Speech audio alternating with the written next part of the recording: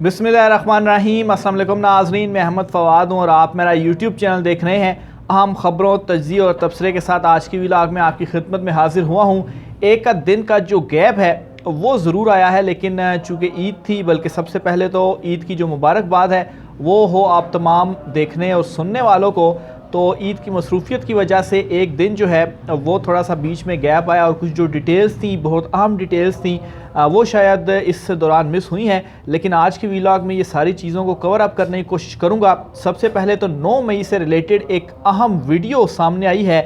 2 minute के करीब ये वीडियो है और ये वीडियो है लीगी रहनुमा की, जिसमें इन्होंने कुछ इंकशाफात और कुछ राज जो हैं वो खोले हैं। ख़ास तौर पर जब से DGISPR की जो प्रेस कॉन्फ्रेंस है और फिर उसके बाद सुप्रीम कोर्ट ऑफ पाकिस्तान में भी इस हवाले से जो केस है वो चल रहा है, तो कन्फ्यूजन थी कि एक तरफ सुप्रीम कोर्ट में बयान दिया जा रहा है कि मिलिट्री कोर्ट के अंदर ट्रायल नहीं चल रहा, दूसरी तरफ DGISPR कह रहे हैं कि ट्रायल चल रहा है। फिर फौजी अफसरान के हवाले से भी डिटेल्स सामने आई कि उनके ख़िलाफ़ भी जो कार्रवाई है वो हुई है। तो इस वीडियो में ये सारी जो चीज़ें ये बताई गई हैं, कुछ इस हवाले से चीज़ें मैं आपके सामने रखूँगा।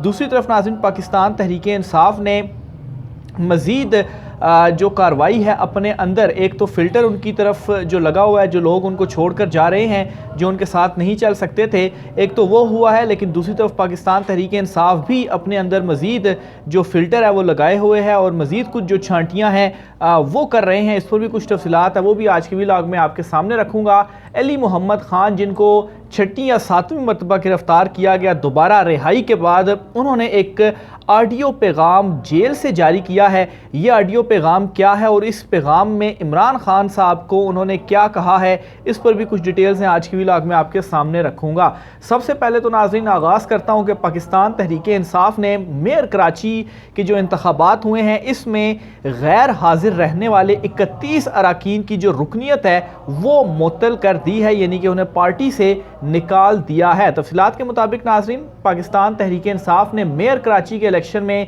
गैर हाजिर रहने वाले 31 बल्दियाती नुमाइंदों की पार्टी रुकनीत ख़त्म कर दी है। PTI सिंध के सदर हलीम आदिल शेख की सिफारिश पर मरकज़ी क़यादत ने मेयर कराची के इंतखाबात में गैर हाजिर रहने वाले 31 अरकान को पार्टी से निकाला, जबकि इंतखाब में 32 अरकान ने पार्टी पॉलिसी से इनहराफ किया था। इसके अलावा नाज़रीन, पहले मरहले के अंदर 11, फिर उसके बाद 6 और फिर इसके बाद 7 को, और फिर उसके बाद दोबारा से 7 जो चेयरमैन हैं इनको पार्टी से निकाला और यूँ ये जो बरतरफ हुए अरकान हैं इनकी जो कुल तादाद है वो 31 हो गई है। और इन्होंने गैर हाज़िरी थी इनकी, जो मेयर कराची का इलेक्शन हुआ था और इसमें जो जमात इस्लामी के उम्मीदवार थे हाफिज़ रिमो रहमान, इनको जो है वो वोट नहीं कास्ट कर पाए थे। तो ये जो अंदरूनी कार्रवाई है वो पाकिस्तान तहरीक इंसाफ के अंदर भी हो रही है।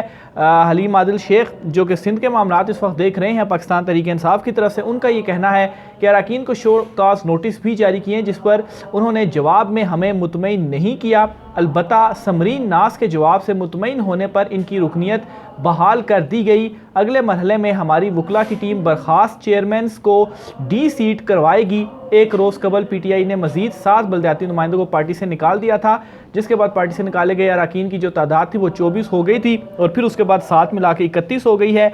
और इन 31 को निकालने के बाद अब डी सीट के हवाले से जो कार्रवाई है वो की जाएगी और फिर उसके बाद यहाँ पर नए इंतखाबात होंगे, नए लोग PTI के आएंगे। और जो एक मरतबा पहले भी बात में कर चुका था कि ये जो नशिस्त है कराची मेयर की, ये पाकिस्तान तहरीक इंसाफ और जमात इस्लामी की ही है और साफ जो है वो नंबर गेम है।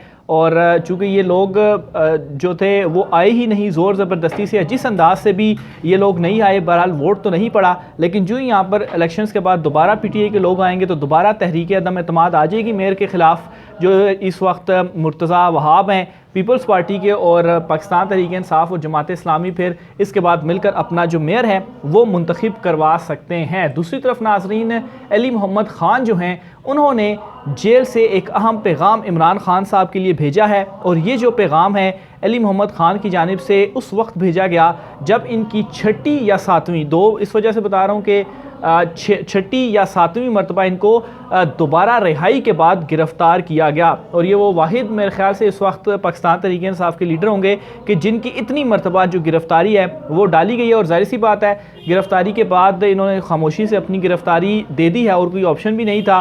या तो ये प्रेस कॉन्फ्रेंस कर लें, प्रेस कॉन्फ्रेंस के बाद जमात से अलहदा हो जाएं तो फिर तो इनकी जान छूट सकती है, लेकिन दूसरी सूरत में इनकी जो जान है वो अगर ये प्रेस कॉन्फ्रेंस नहीं करते तो फिर उस सूरत में इनको फ़िलहाल जो है वो ये जेल में ही हैं। बहरहाल जेल से इन्होंने बड़ा एक अहम पैगाम इमरान खान साहब के लिए पहुंचाया है और इस पैगाम में ये ऑडियो पैगाम है बेसिकली 1 मिनट का। बहरहाल इस पैगाम के अंदर इन्होंने क्या किया है, ये कहा है इमरान खान साहब से कि हम ठीक है इस वक्त जेल में तो हैं, लेकिन अगर इमरान खान साहब के जो बेटे हैं कासिम और सुलेमान, अगर वो भी इमरान खान साहब से साइड पर हो जाएं, उस वक्त भी इमरान खान के पीछे अगर कोई खड़ा रहेगा तो वो एक शख्स जो होगा वो मैं हूँगा, और ये जो इस वक्त मैं कुर्बानी दे रहा हूँ जेल में रहकर, ये किसी के ऊपर हम कोई एहसान नहीं कर रहे, कौम के लिए मुल्क की खातिर हम ये कर रहे हैं। और दूसरे नंबर पर उन्होंने इमरान खान साहब को जो पैगाम दिया वो उन्होंने ये कहा कि इमरान खान ने, जो कि जिसे बार बार ये ऑफ़र भी की जा रही कि बाहर चले जाएं, लेकिन इमरान खान साहब बाहर नहीं जा रहे,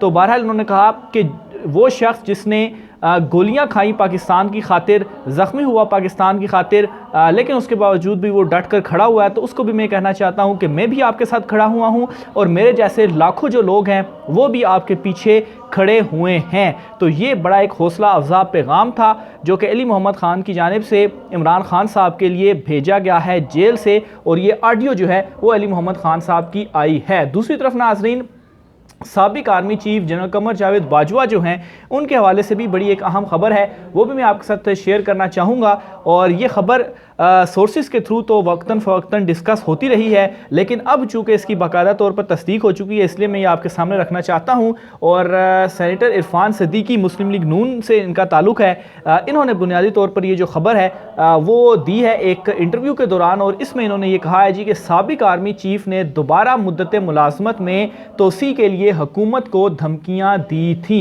ये सेनेटर इरफान सिद्दीकी की जानिब से जो इंकशाफ है वो किया गया है, यानी कि साबिक army chief general Qamar Javed Bajwa जो हैं उनके हवाले से कहा गया कि वो मज़ीद एक जो एक्सटेंशन है वो चाहते थे, लेकिन उनको एक्सटेंशन नहीं दी गई। नवाज शरीफ इस हवाले से नहीं माने थे, यहाँ तक कि जो शहबाज शरीफ हैं वो मान गए थे, PDM से सेटिंग हो गई थी, लेकिन नवाज शरीफ नहीं माने, इस वजह से उनको जो एक्सटेंशन थी वो नहीं दी गई, लेकिन उन्होंने जो अपनी तरफ से धमकियाँ हैं वो ज़रूर दी हैं। तो खबर के मुताबिक नाज़रीन, इरफान सिद्दीकी साहब ने ये इंकशाफ किया है कि नवाज शरीफ साबिक army chief general Qamar Javed Bajwa की मुद्दत मुलाजमत में तोसी, जबकि कमर जावेद बाजवा मौजूदा आर्मी चीफ की तकर्री के खिलाफ थे। ना सिर्फ तोसी बल्कि मौजूदा आर्मी चीफ की तकर्री के भी खिलाफ थे। जाहिर सी बात है, खिलाफ होने का मतलब यही है कि मुझे जो तोसी है वो दी जाए। इरफान सिद्दीकी ने ये एक इंटरव्यू बेसिकली दिया है और इसमें इन्होंने ये कहा है कि नवंबर 2022 में PDM की मुतअद्दिद जमातें, यहाँ तक कि PTI भी जो है वो कमर जावेद बाजवा की मुद्दत मुलाजमत में तोसी पर इतफाक़ कर चुकी थी, इतफाक़ हो गया था, मगर जब ये बात नवाज शरीफ तक पहुँची तो इन्होंने इसकी मुखालफत की और इस फैसले की राह में दीवार जो है वो हो गए। थोड़ा सा तारीफ़ी अंदाज में नवाज शरीफ का उन्होंने नाम लिया, ज़ाहिर सी बात है वो फिर नून लीग से ताल्लुक़ है, तो इस वजह से उन्होंने नवाज शरीफ वाला मामला कुछ ज़्यादा ही यहाँ पर उठा दिया। बहरहाल मज़ीद वो कहते हैं जी कि नवाज शरीफ ने मुझे ख़ुद ये बताया कि मुद्दत मुलाजमत में तोसी के लिए PDM की हुकूमत को बाकायदा धमकियाँ दी गई और यहाँ तक कहा गया कि मुल्क में मार्शल लॉ लग जाएगा, लेकिन नवाज शरीफ अपने मौक़िफ़ पर डट कर खड़े रहे। नवाज शरीफ ने कहा कि सीनियरिटी लिस्ट में जो भी पहले नंबर पर है इसे आर्मी चीफ बना दिया जाए। इसके अलावा इन्होंने ये भी कहा कि जनरल सैयद आसिम मुनीर जो है वो पहले नंबर पर थे। इस वक्त के army chief general Qamar Javed Bajwa army chief के तकर्रुर के भी खिलाफ थे।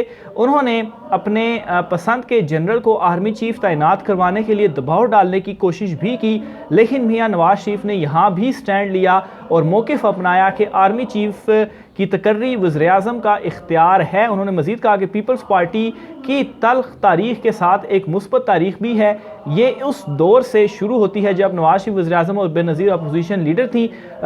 इसके बाद 13वीं और 14वीं तरमीम हुई। मिसाक़ जमहूरियत एक बड़ी पेशरफ़्त थी, लोग नहीं जानते, मगर नवाज शरीफ और बेनज़ीर बहुत अच्छे मरासिम जो हैं वो इनमें कायम हो चुके थे। तो बहरहाल ये इनकी जानिब से एक बड़ा इंकशाफ किया गया है कि साबिक army chief general Qamar Javed Bajwa साहब जो हैं वो एक्सटेंशन चाहते थे, जिस पर उन्होंने दबाव भी डाला, PDM हुकूमत को धमकियां भी दी, यहाँ तक कि मौजूदा आर्मी चीफ आसिम मुनीर जो हैं, जनरल आसिम मुनीर, उनके भी खिलाफ थे कि इनको आर्मी चीफ बनाया जाए और अपना नाम आर्मी चीफ के लिए जिसको वो चाहते थे कि आर्मी चीफ बन जाए उसके लिए भी दबाव डालते रहे। लेकिन इसके ऊपर नवाज़ शरीफ ने स्टैंड लिया और फिर उसके बाद उनकी रिटायरमेंट हुई और आसिम मुनीर जो हैं उनको नया आर्मी चीफ तैनात किया गया। और इस हवाले से पहले भी ये जो ख़बर थी वो गर्दिश करती रही कि शहबाज शरीफ को भी रेडी कर लिया गया, लेकिन नवाज़ शरीफ नहीं माने कि नहीं अब नया जो आर्मी चीफ है वो होना चाहिए। लेकिन अब चूँकि बाकायदा तौर पर ये तस्दीक इन्होंने की है तो इस वजह से कन्फर्म जो ख़बर है वो मैंने आपके सामने रख दी। आगे चलकर नाज़रीन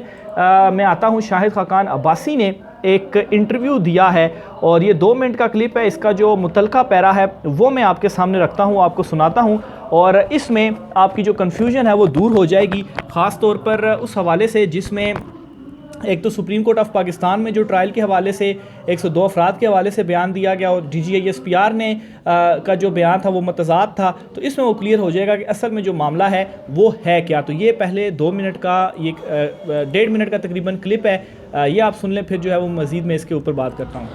पहली बात ये है कि जिन 17 या 15 फौजी अफसरान की बात है उनका ट्रायल नहीं हुआ, उनके खिलाफ एडमिनिस्ट्रेटिव एक्शन हुआ है। ये फ़ौज का कानून है, फ़ौज के चीफ़ का, फ़ौज के निज़ाम का इख्तियार है कि वो किसी वक्त भी किसी अफसर को नेग्लिजेंस पर या अपनी ड्यूटी पूरी न करने पर फारिग कर सकता है मुलाजमत से। ये एक्शन हुआ है उनके खिलाफ, वहाँ ट्रायल नहीं हुआ, उन पर कोई इल्ज़ाम नहीं लगा, उन पर उनका कोई शहादतें नहीं आई, उनको कोई सज़ा नहीं दी गई, सवाई इसके कि इंक्वायरी भी नहीं होती जहाँ तक मुझे इल्म है। एक उनकी परफॉर्मेंस को जज किया जाता है कि आपने ये काम करना था, आपने नहीं किया, बस आपको फारिग किया जाता है। उनको कोई जेल की सज़ा नहीं होती कि और सज़ा नहीं होती, लेकिन नौकरी से फारिग कर दिया जाता है। उसमें जो प्रिविलेजेस हैं वो भी ले ली जाती हैं, ये भी इख्तियार होता है, वो कुछ अफसरान की ले ली गई हैं। दूसरी बात जो आई है कि उन्होंने कहा कि 102 अफराद जो हैं वो उन पर मिलिट्री कोर्ट्स में टेररिज्म के तहत मुकदमात चल रहे हैं, उनका ताल्लुक मे 9 के वाक़े से नहीं है। ये पुराने जो टेररिज्म के वाक़यात हैं उनके जो कोर्ट्स बने थे उनके अंदर वो ट्रायल्स हो रहे हैं। तो ये लोगों ने कहा कि नहीं, ये 102 भी मे 9 के। तो ये बेसिकली 2 चीज़ें हैं इन्होंने कही। एक तो फ़ौजी अफसरान जिनके हवाले से बताया गया कि कार्रवाई हुई है, उनका ये कहते हैं जी कि उनका कोई ट्रायल वगैरह नहीं हुआ, बस ये एक महकमाना या एडमिनिस्ट्रेटिव एक्शन था वो हुआ और उनको नौकरी से बर्खास्त किया गया। इवन के इंक्वायरी के हवाले से भी इन्होंने कहा कि मेरे इनके मुताबिक इंक्वायरी भी नहीं होती। एक चीज़ तो ये क्लियर हो गई। दूसरे नंबर पर जो 102 अफराद के मिलिट्री ट्रायल के हवाले से जो कन्फ्यूजन थी, क्योंकि अटॉर्नी जनरल ने पहले भी बयान दिया था अदालत में, सुप्रीम कोर्ट में, कि कोई ट्रायल नहीं हुआ, फिर दोबारा भी उन्होंने कन्फर्म किया और उन्होंने कहा मैं अपने बात के ऊपर स्टैंड ले रहा हूँ कि कोई ट्रायल नहीं हो रहा। इसके अलावा DGISPR ने कहा जी कि 102 अफराद के हवाले से जो ट्रायल है वो शुरू हो चुका है। तो ये कन्फ्यूजन थी असल में। इन्होंने ये क्लियर कर दिया शाहिद खाकान अब्बासी साहब ने कि 9 मई में जो मुलविस अफराद थे, असल में ये जो 102 लोग हैं ये वो लोग नहीं हैं, ये पहले से कोई गिरफ्तार, ये जो दहशतगर्दी के वाक़यात वगैरह हो रहे थे जिनके लिए उस वक्त भी मिलिट्री कोर्ट्स वगैरह बनी थी गालबन, तो उनका जो ये ट्रायल है वो चल रहा है। तो ये 9 मई के हवाले से बड़ा एक अहम नुक्ता और अहम जो कन्फ्यूजन थी वो इनकी जानिब से दूर कर दी गई है। आखिर में नाज़रीन 2 खबरें और भी आपके साथ में शेयर करता चलूँ, क्योंकि कल ईद का पहला दिन था, आज ईद का दूसरा दिन है। बाज़ जगहों पर आज बाज़ ममालिक में आज ईद का तीसरा दिन भी है, लेकिन 2 अहम अपडेट्स हुई हैं इस दौरान भी। एक तो इमरान खान साहब ने एक ट्वीट किया और इस ट्वीट में इमरान खान साहब ने एक पैगाम दिया ईद वाले दिन भी, और इसमें इमरान खान साहब की जानिब से कहा गया कि ये एक पेनफुल ईद है मेरे लिए, क्योंकि 10,000 के करीब उनके जो वर्कर्स और सपोर्टर्स हैं वो जेल में हैं और क्रिमिनल्स की तरह उनको ट्रीट किया गया, हालांकि पुरअमन एहतजाज जो है वो उनका आइनी हक था। इसके अलावा उनकी जानिब से डॉक्टर यास्मीन राशिद, आलिया हमज़ा के हवाले से भी कहा गया कि इनको बार बार कहा जा रहा है कि जी आप PTI छोड़ें, लेकिन उन्होंने नहीं छोड़ी। इसके अलावा कुछ वर्कर्स का भी उन्होंने कहा कि जो इस दौरान वो अपनी ज़िंदगियों से हाथ धो बैठे। इसके अलावा उन्होंने मज़ीद भी जो है वो रिलेटिव्स के हवाले से भी कहा कि उनके रिलेटिव्स का क्या बना। फिर इसके अलावा कुछ ज़ख्मियों के हवाले से भी उन्होंने कहा कि 50 के करीब ज़ख्मी भी हुए इस दौरान, इस वजह से उनकी ये जो ईद है वो बड़ी पेनफुल है। फिर इसके अलावा इमरान खान साहब की जानिब से ये भी कहा कि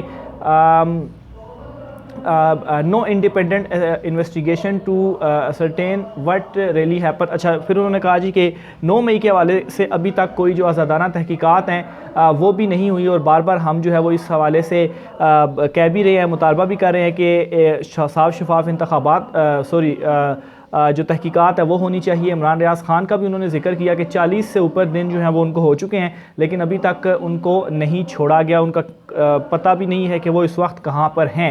एक तो ये इमरान खान साहब ने ईद के हवाले से अपना जो पैगाम है वो दिया ट्वीट की शक्ल में, और दूसरी तरफ एक और पैगाम भी वज़ीर-ए-आज़म और chief of army staff Asim Munir साहब के हवाले से है कि उन्होंने ईद का फर्स्ट डे जो है वो कैसे गुजारा। तो इसमें ये हुआ है जी कि आर्मी चीफ़ और वज़ीर-ए-आज़म ने ईद की नमाज़ फ़ौज के अफसरों और जवानों के साथ अदा की और इन्हें ईद की मुबारक पेश की। वज़ीर-ए-आज़म यानी कि दोनों एक साथ थे और ईद जो है वो दोनों ने एक साथ फर्स्ट डे गुजारा, नमाज भी जो है वो एक साथ पढ़ी, और जो अपने फ़ौजी जवान थे उनके साथ उन्होंने ये ईद का जो दिन है वो गुजारा। वज़ीर दफ़ा ख्वाजा आसिफ जो हैं वो भी इसमें मौजूद थे। तो ये कुछ जो अपडेट्स थी ये हुई हैं। राय के साथ कीजिएगा। आज की व्लॉग से इतना ही, मुझे इजाज़त दीजिए। अल्लाह हाफ़िज़।